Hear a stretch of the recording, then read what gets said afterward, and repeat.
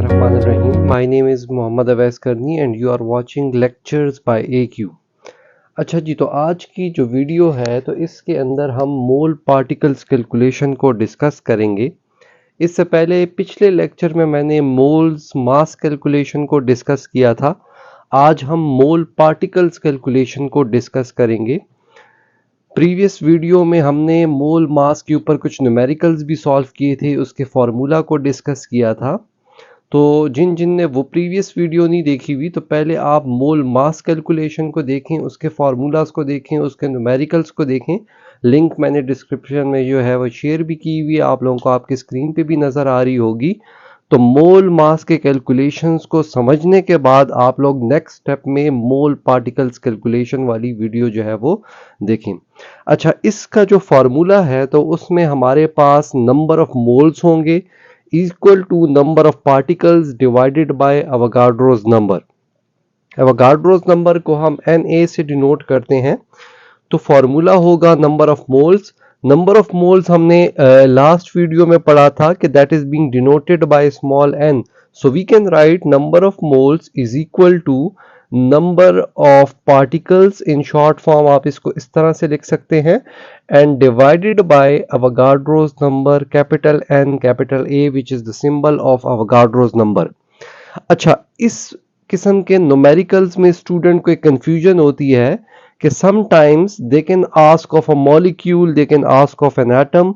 तो आपने जो है कुछ वर्डिंग्स में बताऊंगा अभी आप लोगों को, तो जब भी आपको क्वेश्चन के अंदर वो वर्डिंग नजर आ जाए तो आपने फिर ये वाला फार्मूला जो है वो यूज करना है। लाइक आपके पास वर्डिंग में नंबर ऑफ पार्टिकल्स की जगह नंबर ऑफ एटम्स भी आ सकता है। नंबर ऑफ एटम्स, आपको एग्जामिनर जो है वो नंबर ऑफ मॉलिक्यूल भी दे सकता है, नंबर ऑफ मॉलिक्यूल्स, और they can ask of number of particles which we have already discussed. या इन तीनों के अलावा आप लोगों को कोई नंबर दे सकता, any number multiply 10 raise to power, कोई भी ऐसी वैल्यू हो जिसमें हमारे पास उस वैल्यू के साथ 10 रेज टू पावर हो। लाइक लेट सपोज मैं अपने आप से एक वैल्यू लेता हूं 3.2 multiply 10 raise to power 23।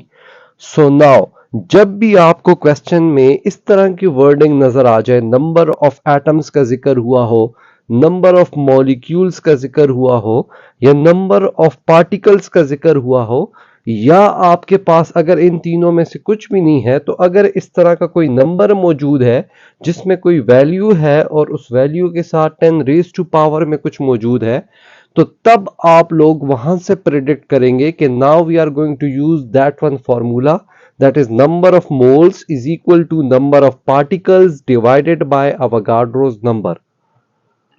Now look at those questions. अभी हमने पढ़ा कि जब भी हमारे पास कोई भी इस तरह की वर्डिंग आएगी क्वेश्चन के अंदर कि जिसमें आपको मेंशन हो गए नंबर ऑफ पार्टिकल्स या नंबर ऑफ एटम्स या नंबर ऑफ मॉलिक्यूल्स, या इस तरह की कोई वैल्यू हो कि जिसमें कोई नंबर्स हो और इसके साथ 10 रेज टू पावर में कोई वैल्यू मौजूद हो, तो उस केस में हम जो फॉर्मूला यूज करेंगे that will be number of moles is equal to number of particles divided by Avogadro's number. लेकिन आपने वर्डिंग को देखना है कि अगर आपके पास जो फॉर्मूला है that is number of moles is equal to number of particles divided by Avogadro's number. Now अब आपने देखना है अपने क्वेश्चन को। लाइक पहला क्वेश्चन मैंने लिखा है calculate the number of particles in 0.2 moles of CO2। Now look eight here. सबसे पहले तो मैं इस चीज को देखूंगा कि मुझे अपना टर्म, अपनी टर्मिनोलॉजी नंबर ऑफ पार्टिकल्स उसमें नजर आ गए। दैट मीन्स कि ये मोल पार्टिकल्स कैलकुलेशन में आता है, ये मोल मास कैलकुलेशन में नहीं आता, बिकॉज इसके अंदर मास का जिक्र नहीं है। तो यहां से मुझे पता चलेगा कि अब मैंने मोल पार्टिकल्स वाला फॉर्मूला यूज करना है। लेकिन साथ ही साथ मैंने आपको बताया कि जरूरी नहीं है कि नंबर ऑफ पार्टिकल्स लिखा हो, ये नंबर ऑफ मॉलिक्यूल्स भी हो सकता है। आपने सिर्फ और सिर्फ इस जगह पे फिर पार्टिकल्स की जगह क्या लिख देना है, पार्टिकल्स की जगह आप लोगों ने यहां पे लिख देना है नंबर ऑफ मॉलिक्यूल्स, फॉर्मूला वही रहेगा। तो ये नंबर ऑफ पार्टिकल्स भी हो सकता है, नंबर ऑफ मॉलिक्यूल्स भी हो सकता है, नंबर ऑफ एटम्स भी हो सकता है। आपने सिर्फ जो वर्डिंग आपको आपके क्वेश्चन में गिवन है, आपने वही वर्डिंग जो है वहां फॉर्मूला में पुट करनी है। और अगर ना ही पार्टिकल्स गिवन हो, ना ही मॉलिक्यूल्स गिवन हो, ना ही एटम्स गिवन हो, जिस तरह से क्वेश्चन नंबर 3 इधर मैंने लिखा हुआ है, calculate the number of moles. Now the examiner is asking of the number of moles, but हमारे पास क्वेश्चन में एक इस तरह की वैल्यू मौजूद है कि जिसमें हमारे पास 10 रेज टू पावर में भी कुछ मौजूद है। ये जरूरी नहीं है कि 23 हो, ये 10 रेज टू पावर 22 भी हो सकता है, 20 भी हो सकता है, कोई भी वैल्यू हो सकती है। तो जब भी आपके पास इस तरह की कोई वैल्यू हो, या वर्ड आ जाए नंबर ऑफ मॉलिक्यूल्स, या आ जाए नंबर ऑफ पार्टिकल्स, या आ जाए नंबर ऑफ एटम्स, तो क्विकली आप यहां से जो है प्रिडिक्ट करेंगे कि ये जो न्यूमेरिकल हैं, these numericals are based on mole particles calculation. तो इस पे आपके पास 3 किस्म के क्वेश्चंस आ सकते हैं, और तीनों के तीनों क्वेश्चंस में जो है आपके पास फॉर्मूला जो है वो सेम रहेगा, and the formula will be कि number of moles is equal to number of particles divided by Avogadro's number. अच्छा, जिस तरह से प्रीवियस वीडियो में जिन जिन लोगों ने वो वीडियो वॉच की होगी कि हम जब भी न्यूमेरिकल सॉल्व करते हैं, तो मैंने आप लोगों को बताया था कि फर्स्ट स्टेप होता है किसी भी न्यूमेरिकल को सॉल्व करने का कि हम उसका डेटा फाइंड आउट करते हैं। अभी हम जरा इसमें जो है वो सॉल्व करते हैं, इस पहले क्वेश्चन को सॉल्व करते हैं कि इसको किस तरह से सॉल्व करेंगे।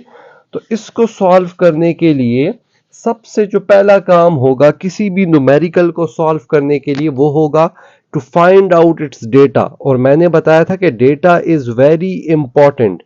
Why? Because all the data is being mentioned in the question.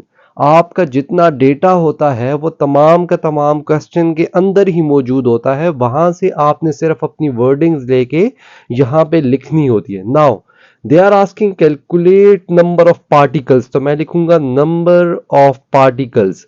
It means के नंबर ऑफ पार्टिकल्स को मैंने क्या करना है, फाइंड आउट करना है। So I will put question mark because ये मुझे नहीं पता। The examiner is asking of it कि calculate the number of particles, so I will write number of particles and I will put question mark. Second thing which has been given over here, that is the moles. So I will write के number of moles। तो number of moles हमें given है, कितने हैं? आप इसको small n से भी डिनोट कर सकते हैं नंबर ऑफ मोल्स को, that is 0.2। So we at 0.2 moles in it. अच्छा, अब यहां पे आप लोगों ने, कुछ स्टूडेंट्स गलती करते हैं कि वो इस CO2 को कंसिडर करके मॉलिक्यूलर मास फाइंड आउट करते हैं। आई हैड टोल्ड यू, मैंने फॉर्मूला भी इसका लिखवाया है, अभी हम दोबारा भी लिखेंगे कि मोल पार्टिकल्स कैलकुलेशन में आपने फॉर्मूला पे जो है वो धोखा नहीं होना। आपने इसका मॉलिक्यूलर मास नहीं फाइंड आउट करना, बिकॉज हम यहां पे मासेस नहीं फाइंड आउट कर रहे, तो इसका यहां पे कोई रोल नहीं है। आपने जो है इसका मॉलिक्यूलर मास नहीं फाइंड करना, बल्कि आपके पास जब भी इस तरह का कोई क्वेश्चन आ जाए कि जिसमें पार्टिकल, एटम्स, मॉलिक्यूल्स हो, तो ये टर्म्स जब मौजूद हो तो आपने वहां पे अवोगाड्रोस नंबर की वैल्यू लगानी है, जो कि एक कांस्टेंट वैल्यू है, and that is Avogadro's number which is denoted by, Avogadro's number को हम डिनोट करते हैं capital N capital A, and that number is a constant, जो कि आप लोगों को याद रहेगा 6.023 मल्टीप्लाई 10 रेज टू पावर 23। अच्छा, इधर भी स्टूडेंट्स एक गलती करते हैं, और वो गलती ये है कि वो इसको कैपिटल N स्मॉल a लिख देते हैं, which is totally wrong. This is the symbol of a sodium and this is the indication to the Avogadro's number. तो ये साथ साथ ये चीजें नोट करते जाएं कि इसको कैपिटल N कैपिटल A ही लिखना है। अगर आपने N और स्मॉल a लिख दिया, दैट मीन्स के this is the symbol of sodium. तो ये आप लोगों ने जो है वो यहाँ पे गलती कर दी, तो ये गलती आप लोगों ने रिपीट नहीं करनी। अब ये हमारे पास आ गया data. Again I am repeating कि जब भी आपके पास क्वेश्चन में नंबर ऑफ पार्टिकल्स का वर्ड आ जाए या नंबर ऑफ एटम्स का आ जाए या नंबर ऑफ मॉलिक्यूल्स आ जाए या एवोगाड्रोस नंबर आ जाए, सॉरी एवोगाड्रोस नंबर फिर आपने इस केस में पुट करना है। तो ये आप खुद से लिखेंगे। So this is all about the data. Next step पे जाते हैं। Next step is the formula. Formula क्या होगा? तो फॉर्मूला हमारा बेस्ड करेगा जो कि क्वेश्चन में जो वर्डिंग है। अब क्वेश्चन में पार्टिकल वर्ड यूज हुआ है तो मैं पार्टिकल्स लिखूंगा। अगर क्वेश्चन में एटम वर्ड यूज होता तो मैं एटम लिखता। अगर क्वेश्चन में मॉलिक्यूल वर्ड यूज होता तो मैं जो है वो फॉर्मूला में भी मॉलिक्यूल ही लिखता। Okay, so let's see. So now I will right कि नंबर ऑफ मोल्स, आप स्मॉल n लिख सकते हैं या फुल फॉर्म में लिखें कि number of moles that is equal to number of particles, because question के अंदर जो है वो पार्टिकल का वर्ड यूज हुआ है। So number of particles divided bye, आप कैपिटल N कैपिटल A भी लिख सकते हैं और आप एवोगाड्रोस नंबर का फुल स्पेलिंग भी लिख सकते हैं। So this is now the formula. ये आपके पास आ गया है फॉर्मूला। नेक्स्ट स्टेप क्या होगा? The next step will be solution. तो सोल्यूशन में मैंने आपको बताया था कि अब आपने क्या करना है, अब आपने इसके अंदर वैल्यूज को पुट करना है। तो सोल्यूशन में हम वैल्यूज को पुट करेंगे। तो वैल्यूज को क्या पुट करेंगे कि नंबर ऑफ पार्टिकल्स हमारे पास हमने फाइंड आउट करने हैं, नंबर ऑफ मोल्स गिवन है, एवोगाड्रोस नंबर जो है वो हमारे पास एक कांस्टेंट वैल्यू है जो कि गिवन होती है, जो कि हमें पता होती है। तो हम क्या करेंगे, अब नंबर ऑफ पार्टिकल्स को फाइंड करना है। याद रखें कि जब भी हम किसी ऐसी चीज को फाइंड करें जो कि क्वेश्चन में डिमांड की गई हो और उसके साथ कोई वैल्यू मल्टीप्लिकेशन में या डिवीजन में मौजूद हो, तो उसको हमें खत्म करना होगा। यानी जिस भी चीज को हम फाइंड कर रहे हैं उसको हमने अकेला छोड़ना होगा। इसके लिए हम क्या करेंगे कि अगर इसके साथ, जैसे कि नंबर ऑफ पार्टिकल्स अब हमने फाइंड करना है, तो अगर इसके साथ कोई वैल्यू डिवीजन में है तो इसको आपने बोथ साइड्स पे मल्टीप्लाई करना है, और अगर इसके साथ कोई वैल्यू मल्टीप्लिकेशन में होती तो फिर हम उसको बोथ साइड्स पे डिवाइड करते। अब यहां पे चूंकि डिवीजन में है इसके साथ ये वैल्यू, तो इसको हम बोथ साइड पे मल्टीप्लाई करेंगे, यानी आप उसका ऑपोजिट काम करेंगे। तो हम इधर भी एन ए को मल्टीप्लाई कर देते हैं विद एन, और यहां पे भी मल्टीप्लाई कर देते हैं नंबर ऑफ पार्टिकल्स, अपनी जगह पे आ जाएगा, एंड नंबर ऑफ पार्टिकल्स जो है वो डिवाइडेड बाय एवोगाड्रो नंबर, और एवोगाड्रो नंबर यहां पे भी मल्टीप्लाई हो जाएगा। तो ये और ये एक दूसरे को कैंसिल कर लेंगे। So now the formula is, हमारे पास फॉर्मूला क्या है कि नंबर ऑफ पार्टिकल्स, अब ये अकेला रह गया है जिसको हमने फाइंड आउट करना है।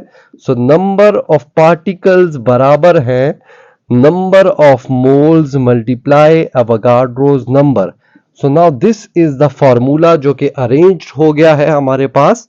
अब हम इसके अंदर वैल्यूज को पुट कर सकते हैं। तो वैल्यू क्या है, 0.2 हमारे पास मोल्स हैं, तो हम उसको लिखेंगे moles multiply 6.023 multiply 10 raise to power 23। इसको आप इसी तरह ही छोड़ देंगे और इन दोनों को मल्टीप्लाई कर लेंगे। तो इन दोनों के मल्टीप्लाई करने से आपके पास जो है वो रिजल्ट आ जाएगा। तो इसको जब हम मल्टीप्लाई करते हैं, तो इसको मल्टीप्लाई इस तरह से करते हैं कि हमारे पास जब वैल्यू क्या आएगी, 0.2 मल्टीप्लाई 6.023, तो इससे हमारे पास आ जाती है 1.204। So the result will be 1.204 multiply 10 raise to power 23, आपने एज इट इज लिख देना है। तो ये आपके पास जो है वो आपका रिजल्ट आ गया कि किस तरह से आपने इस न्यूमेरिकल को सॉल्व करना है, that is the mole particles numerical.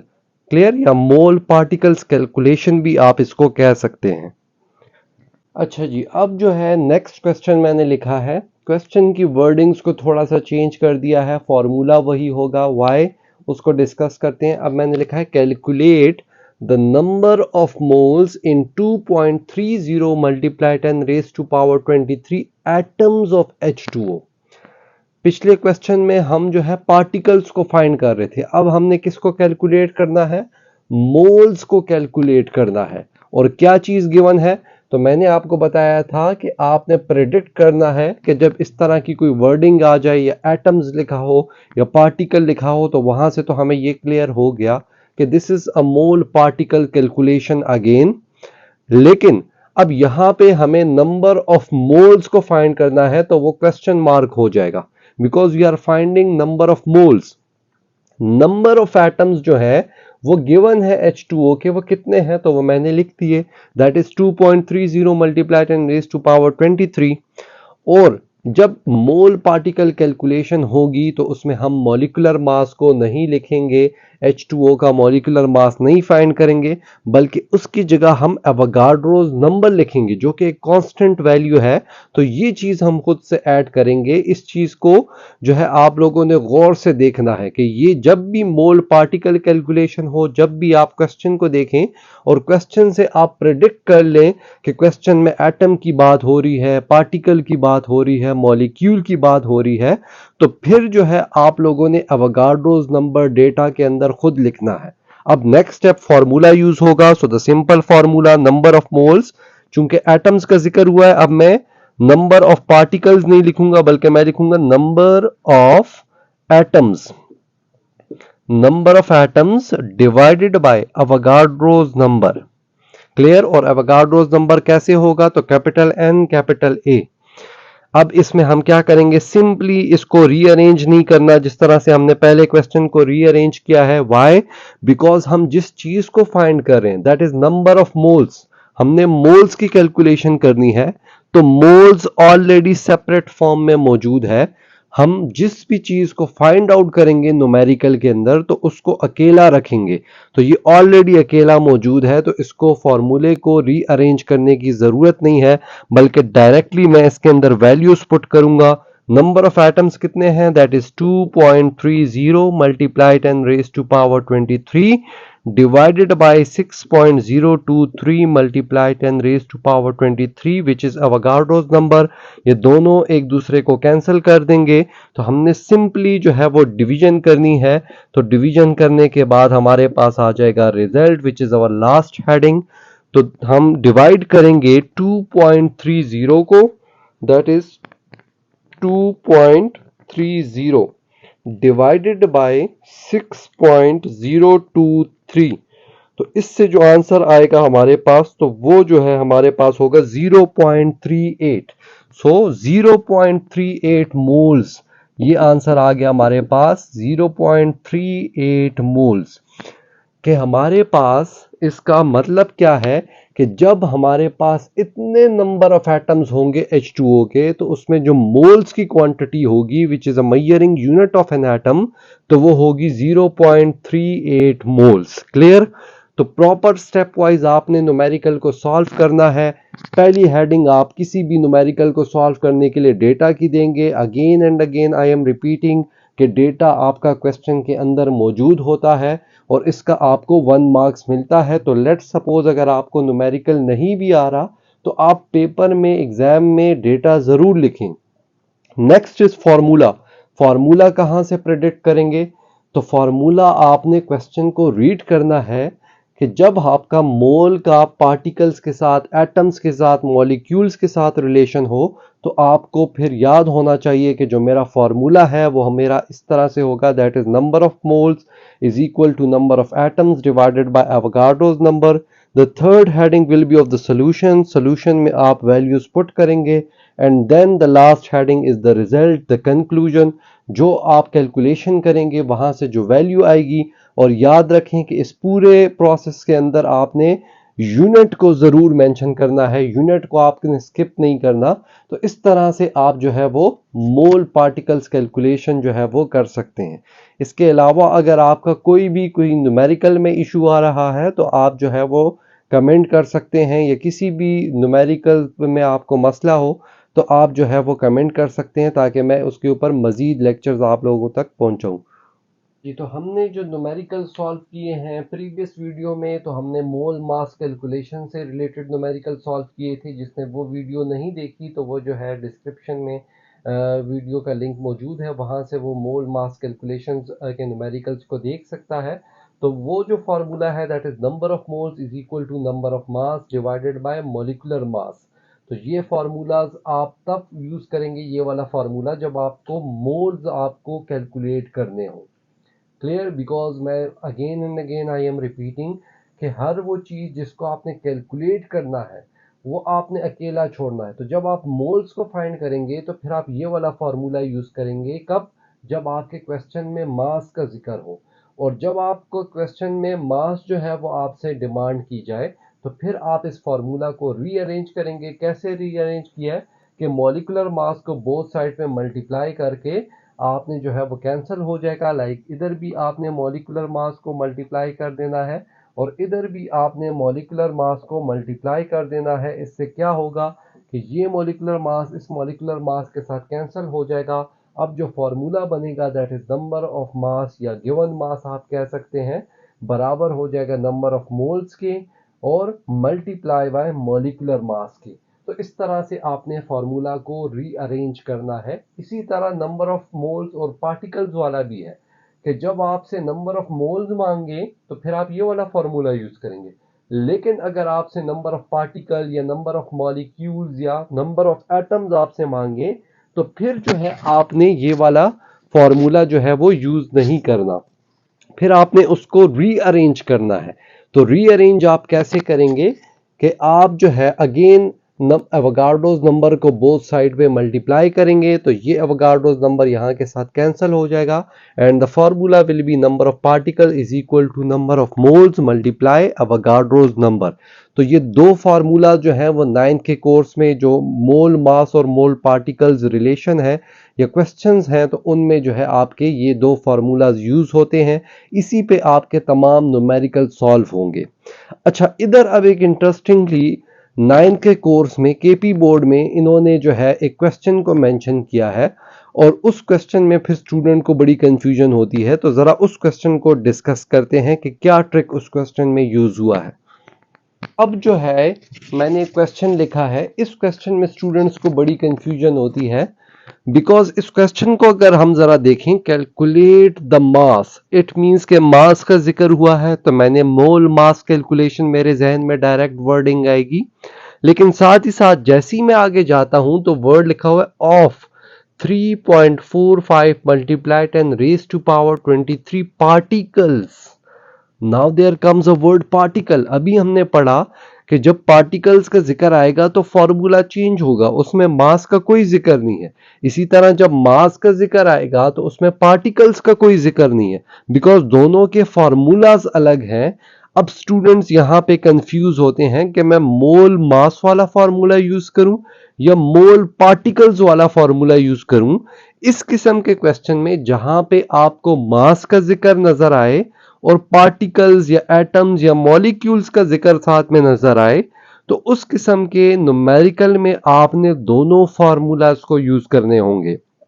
तो ये पॉइंट नोट कर लें कि जब भी क्वेश्चन में आप कोई ऐसा क्वेश्चन आ जाए कि जिसमें मास का जिक्र मौजूद हो या इधर कोई वैल्यू होती, लेट सपोज इधर वैल्यू होती 60 ग्राम, तो जब इस तरह का यूनिट हो कि उसके साथ जी भी लिखा हो और आगे क्वेश्चन के अंदर पार्टिकल्स और मॉलिक्यूल्स की बात हुई हो तो ऐसे किस्म के क्वेश्चन में हमने डबल फार्मूलाज यूज करने हैं।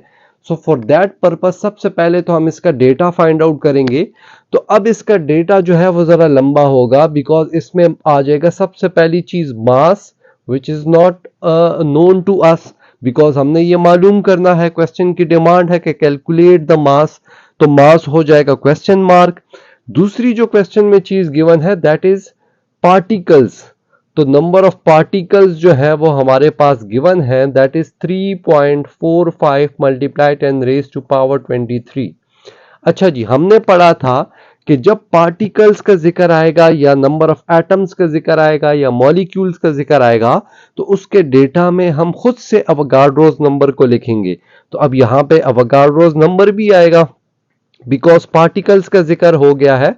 तो एवोगाड्रोस नंबर हम खुद से ऐड करेंगे which is a constant value that is 6.023 multiply 10 raise to power 23। अच्छा, फिर हमने ये भी पढ़ा था कि जब भी क्वेश्चन में मास का जिक्र होगा तो हम मॉलिक्यूलर मास का जिक्र भी करेंगे एंड मॉलिक्यूलर मास हम किसका फाइंड करेंगे, जो फॉर्मूला होगा, जो आपके पास जो कंपाउंड गिवन होगा। तो अब इसमें हम मॉलिक्यूलर मास भी लिखेंगे।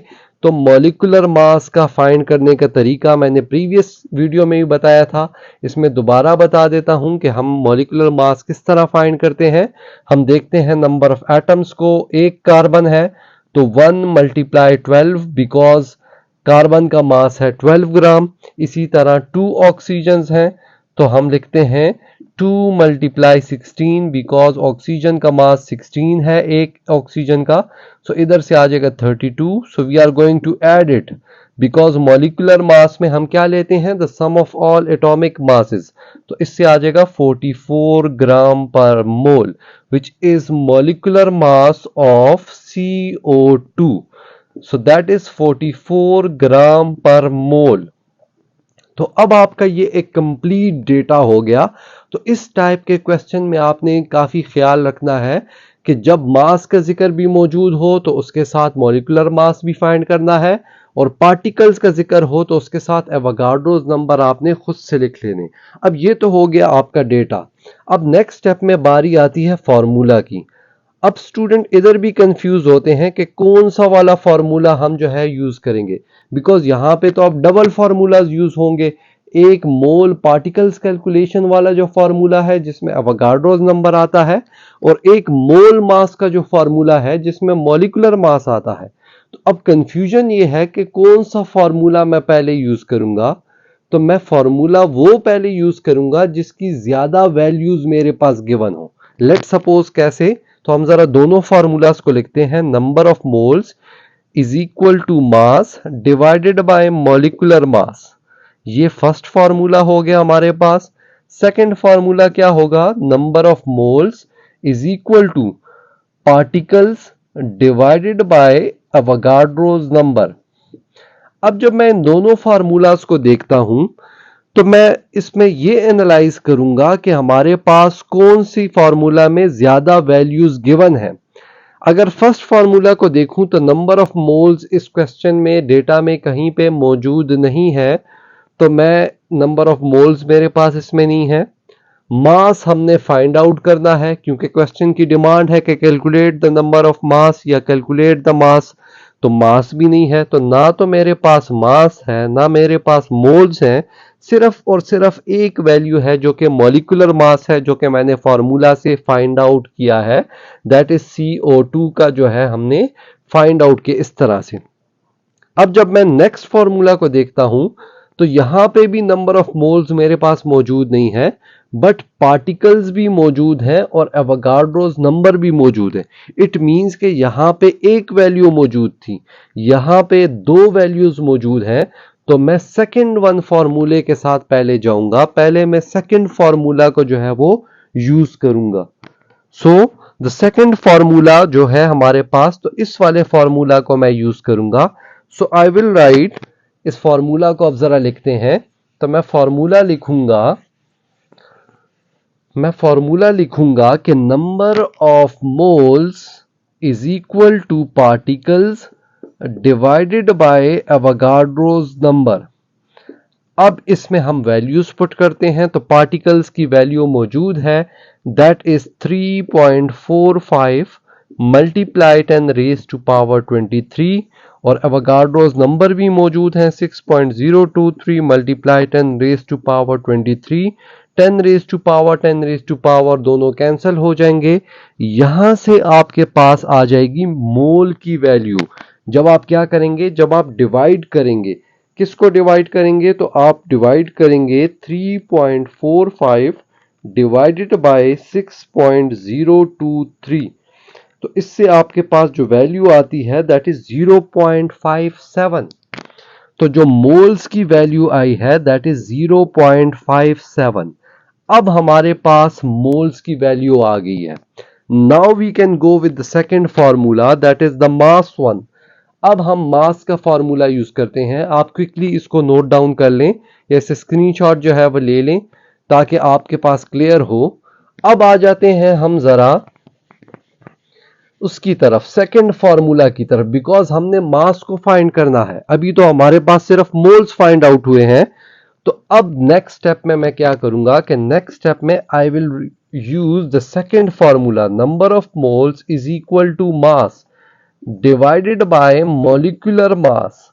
और हमने अभी पढ़ा कि जिस भी चीज को हम फाइंड आउट करेंगे उसको सेपरेट छोड़ेंगे, अकेला छोड़ेंगे, लेकिन यहाँ पे तो हम मास को फाइंड आउट कर रहे हैं और मास इस फॉर्मूला में अकेले नहीं है, इसके साथ डिवीजन में वैल्यू है। तो मैंने बताया था कि आपने उसका ऑपोजिट काम करना है। अगर वैल्यू डिवीजन में है तो आपने इसको बोथ साइड्स पे मल्टीप्लाई करना है, और अगर कोई वैल्यू इसके साथ मल्टीप्लिकेशन में हो तो उसका ऑपोजिट ये होगा कि उसका आप डिवाइड करें।